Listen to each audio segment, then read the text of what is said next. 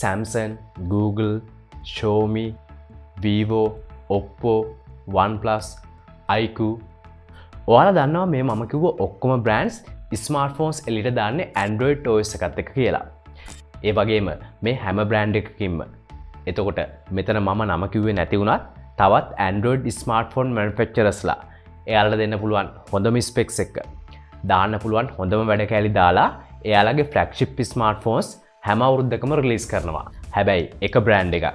ඔව් එක බ්‍රෑන්ඩ් එකක් මේ Android manufacturers-ලා ඔක්කොම දාපු හොඳම වැඩ කැලිත් පරද්දලා හැම අවුරුද්දෙම හොඳම ස්මාර්ට්ෆෝන් එක රිලීස් කරනවා. ඉතින් ඒ කවුද කියලා මම නම කියන්න ඕන නැහැ.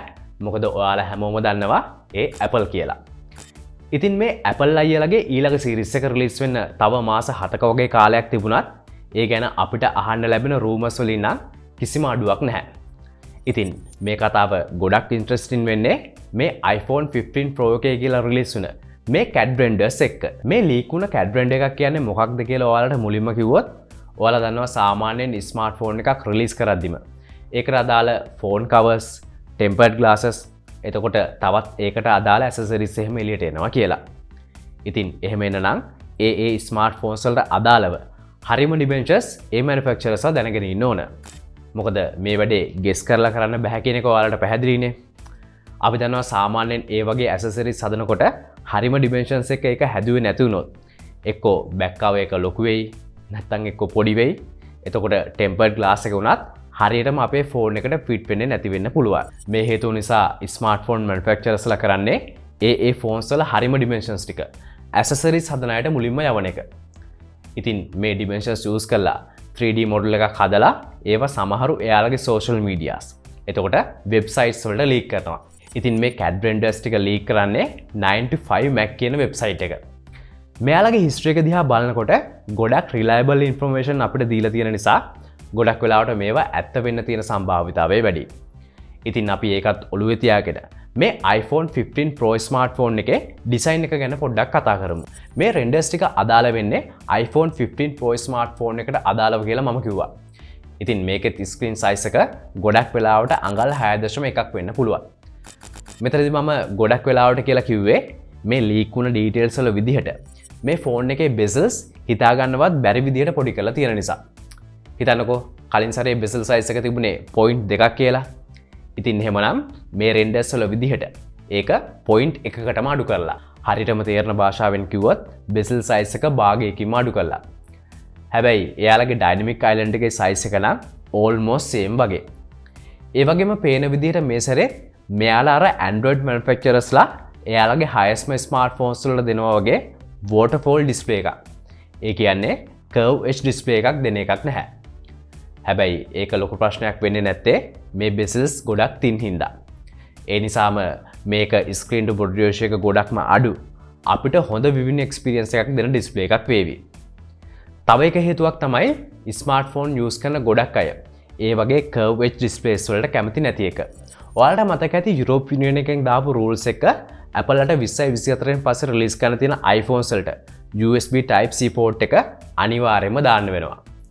ඉතින් ඒ වෙලාවේ තිබුණ informations එක මම ගෙස් කරේ නම් එහෙම Type C port එකක් නැත්නම් Lightning port එකේ වෙනසක් එක්ක එන පළවෙනි iPhone series එක iPhone 17 වේවි කියලා. හැබැයි දැන් මේ කතා කරන source එකෙන් කියන විදිහට අපිට Type C port එකක් එක්ක එන iPhone එකක් බලා ගන්න එච්චර කාලයක් බලන් ඉන්න ඕන වෙන එකක් නැහැ. මොකද මෙන්න මේ iPhone 15 Pro phone එක එන්නේ USB Type C port එකකින් කියලා මේ rumors වලින් කියනවා. ඉතින් එහෙම වුණොත් මේ iPhone 15 කියන්නේ 2012න් පස්සේ Lightning port එකක් නැති වෙන පළවෙනි iPhone එක වේවි. ඉතින් දැන්ටමත් Lightning cables එහෙම තියාගෙන ඉන්න අපේ සමහර iPhone usersලට මේක පොඩි ප්‍රශ්නයක් වුණත් iPhone එක මෙහෙම Type C port එකක් එක්ක එන එක ගැන ගොඩක් අය අනිවාර්යයෙන්ම සතුටු වේවි. මොකද මේ වෙනසත් එක්ක charging speed එක එතකොට data transferring speed එක වගේ දේවල් ගොඩක් fast කරගන්න අපේ iPhone usersලට පුළුවන් වේවි. ඒ වගේම දැනටමත් ගොඩක් Apple products USB Type C port එකට මාරු වෙලා තියෙන නිසා ඒව එක්කත් වැඩ කරද්දී මේ වෙනස ගොඩක් ප්‍රයෝජනවත් වේවි. මේ ෆෝන් එක සයිඩ් එකෙන් බලද්දී අපිට පේන දෙයක් තමයි මේකේ අර iPhones වල unique boxy design එක පොඩ්ඩක් අඩු කරලා curve ගතිය ටිකක් වැඩි කරලා තියෙනවා කියන එක. හැබැයි මේක යාලගේ competitorsලා ඒ කියන්නේ S23 Ultra එතකොට Pixel 7 Pro වගේ ස්මාර්ට්ෆෝන්ස් වල තියෙන කර්වේච් එක තරම් වැඩි කළ නැහැ. හැබැයි වැඩේ කියන්නේ සමහර Android ස්මාර්ට්ෆෝන් මැනුෆැක්චරර්ස්ලා Apple වල බොක්සි ඩිසයින් එක කොපි කරගෙන යනකොට Apple curve edges හදාගෙන යන එක. කොහොම හරි මේ curve ගතිය වැඩි වෙලා තියෙන නිසා ෆෝන් එක අතේ තියාගෙන ඉන්න එක. ඒ කියන්නේ ෆෝන් එකේ on hand feeling එක ගොඩක් හොඳ වේවි. ඒ වගේම මේ Quadrant එක දිහා බලද්දී අපිට පේන දෙයක් තමයි මේ ෆෝන් එක physical buttons වලින් නැතුව capacitive touch buttons එක්ක එවි කියන එක.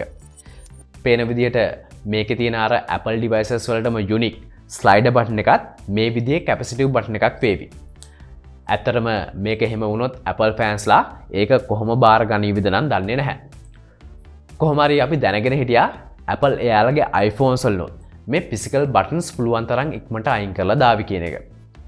හැබැයි මේ වෙනස වුණා කියලා මේ buttons වලින් අර physical button එක touch කරාම එන feeling එක නම් නැති වෙන එකක් නැහැ. මොකද ඒක එයාලා අනිවාර්යෙන් haptic feedback එක control කරගන්නේවි. අපි දන්නවා Apple ලා කියන්නේ මේ haptic feedback පැත්තෙන් ගොඩක් හොඳ ෆීලින් එකක් දෙන කම්පැනි එකක් කියලා. ඇත්තටම මේ iPhone 15 Pro එකේ මම මේ දැන් පෙන්නන කැමරා බම්ප් එක ගැන ඔයාට මොකද හිතෙන්නේ? ඒක පොඩ්ඩක් කල්පනා කරන ගමන් අපිව subscribe කරලා bell notification එක on කරගන්න අමතක කරන්න එපා. මොකද මම දන්නවා මේ වගේ contents බලන්න ඔයාලා ගොඩක් කැමතියි කියලා. හරි. ඇත්තටම මේ කැමරා බම්ප් එක දැකපු ගමන් මට මුලින්ම හිතුණ දේ තමයි ඒක මේ ෆෝන් එකේ ඝනකමටම සමානයි වගේ නේද කියන එක. ඔව්. මෙන්න මේ සැරේ iPhone 15 Pro එකේ කැමරා බම්ප් එක iPhone 14 series එකේ කැමරා බම්ප් එකටත් වඩා ඝනකමින් ලොකුවට එවි. ඒ වගේම කැමරා ඩයමීටර් සයිස් එකනොත් මේක පොඩ්ඩක් ලොකු වේවි. ඉතින් එහෙම ලොකු වෙනවා කියන්නේ කලින්ටත් වඩා හොඳට මේ කැමරා lenses lighting එහෙම balance කරලා photos and videos capture කරගන්න අපිට උදව් කරાવી. ඒ වගේම ගොඩක් අය බලන් ඉන්න දෙයක් තමයි මේ iPhone 15 series එකත් එක්ක එන ෆෝන් එකකට 10x වගේ zoom තියෙන periscope lens එකක් දේවි කියන එක. ඒත් මේ Quadrant වලින් ආව source එකකින් නම් එහෙම දෙයක් තහවුරු කරන්නේ නැහැ. හැබැයි පේන විදිහට මේ සැරේ සාමාන්‍යයෙන් iPhone Pro smartphone එකක එන camera sensors combination එක. ඒ කියන්නේ main camera sensor එක, ultra wide camera sensor එක වගේම telephoto cameras මේකටත් ඒවි. ඒ වලට අමතරව dual LED එකට වගේම LiDAR scanner එකටත් back camera island එකේ ඉඩ වෙන් කරලා තියෙනවා. ඉතින් පිටම පස්වෙනි වතාවටත් මේ සැරේත් iPhone 11 එකෙන් පටන් ගත්ත camera island එක එහෙමම වෙනස් නොවි Apple ලා තියාගෙන ඉන්නවා. හැබැයි මේ මම වෙනස් නොවී තියෙනවා කියලා කියන්නේ මේක ඩිසයින් එක පැත්තේ. මොකද මේ පේන විදිහට ගොඩක් තින් කැමරා අයිලන්ඩ් එකකින් iPhone 11 ඉඳන් පටන් ගත්ත මේ ඩිසයින් එකේ ඝනකම මම අර කලින් කියපු විදිහට මේ වගේ එන්නම වැඩි වෙලා තියෙනවා. අද මම මේ iPhone 15 series එක ගැන මූලිකවම කතා කරේ මේකේ iPhone 15 Pro smartphone එකේ ලීක් වුණ Quadrant එකකට අදාළව. ඉතින් මේවා rumors නිසා මේවා ඇත්ත වෙන්නත් පුළුවන්, බොරු වෙන්නත් පුළුවන්. ඉතින් මේ ගැන මම තවත් වැඩි විස්තර දැනගත්තොත් ඒ වගේම මීට වඩා වෙනස් විස්තර දැනගත්තොත් ඒ ගැන ඔයාලට කියන්න අනිවාර්යෙන් එන්න. ඒ නිසා මතක ඇතුව අපිව subscribe කරලා bell notification on කරලා තියාගන්න.